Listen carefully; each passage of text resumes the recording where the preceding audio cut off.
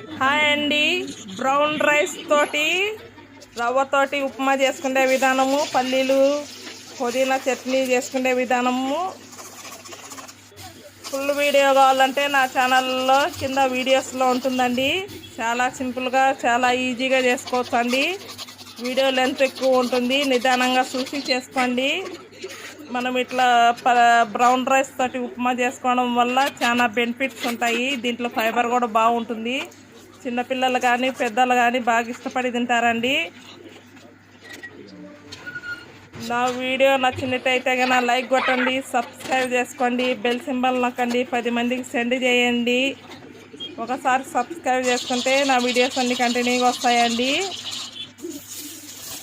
ఎలా ఉందో చేసుకొని తిని కామెంట్ పెట్టండి. బ్రౌన్ రైస్ ఉప్మా, పల్లీలు పుదీనా చట్నీ రెడీ అండి. బాయ్ అండి.